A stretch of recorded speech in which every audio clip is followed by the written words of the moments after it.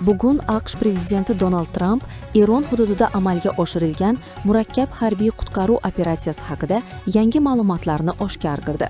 Uning aytishicha, Eronda urib tushirilgan F-15 jangovar samolyotining ekipaj a'zolarini topish va qutqarish operatsiyasi somondan igna topishdek qiyin bo'lgan.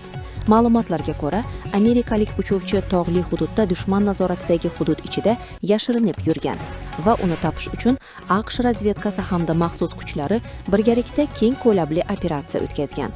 AQSh rasmiylariga ko'ra, ushbu operatsiyada o'nlab harbiy samolyotlar va maxsus kuchlar ishtirok etgan. Ma'lumotlarga ko'ra, amerikalik harbiy uchuvchi Eron hududidagi tog'li mintaqada 2 kun davomida yashirinib yurgan.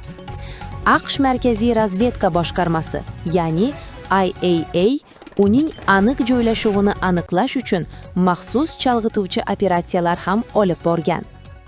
Prezident Trampning ta'kidlashicha, uchuvchini topish uchun bir nechta harbiy reydlar tashkil etilgan va operatsiya davomida AQSh harbiylari real vaqt rejimida uning harakatlarini kuzatib borgan.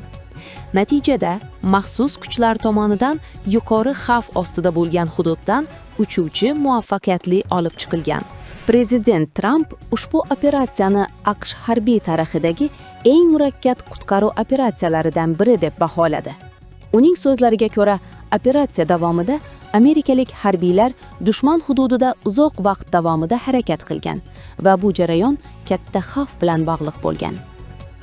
Shu bilan birga, ayrim manbalarga ko'ra, operatsiya davomida Eron kuchlari bilan to'qnashuvlar ham yuz bergan.